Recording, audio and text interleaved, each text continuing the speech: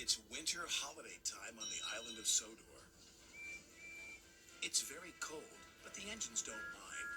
They love this time of year when the stations look jolly in their decorations. There is plenty of work with passengers and parcels to be delivered, no matter what the weather. Driver says there's more snow on the way, said Edward. We'll soon be wearing our snow plows, said James. You'll enjoy that, won't you, Thomas? No, I won't, said Thomas. I don't like my snow plow.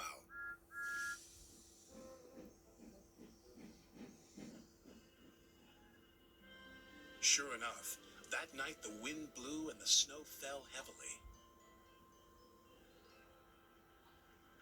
The next morning, Sir Topham had arrived. He told the engines they were to have snow plows fitted. And you are to collect a special from Callan Station. It's needed for the village feast on Toby's branch line. Thomas was excited about his special, but not about his snowplow. Please, sir, my plow is awkward and uncomfortable. Do I have to wear it?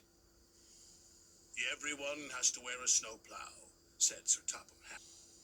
Everyone has to wear a snowplow, said Sir Topham Hatt. The fitters, his driver, and firemen all helped with Thomas's snowplow. We'll have to try that again, laughed his driver. Big, horrid, awkward thing, Thomas grumbled. He was much happier when he arrived at Callan Station and saw his special. It was a beautiful Christmas tree. The tree will have lights and stand in the middle of the village, said Edward. Make sure you get it to Toby safely. I will, said Thomas.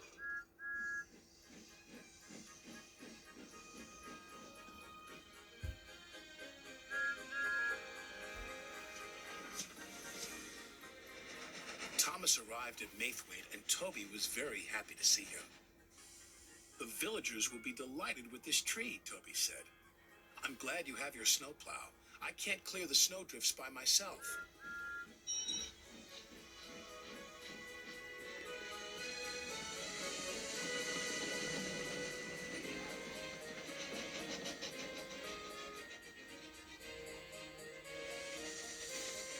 Thomas couldn't see. There was a huge rock buried under the snow. Suddenly, his snowplow hit the rock. Bouncing buffers, exclaimed Thomas. My plow is broken.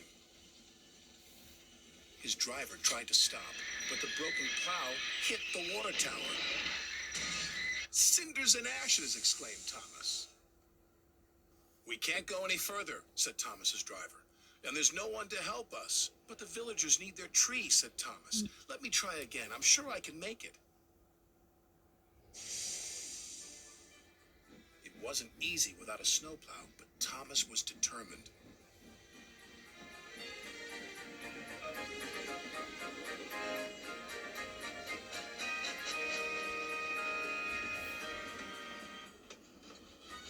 He pushed, and he pushed, and he pushed. Thomas was trying as hard as he could, but there was just one snowdrift after another.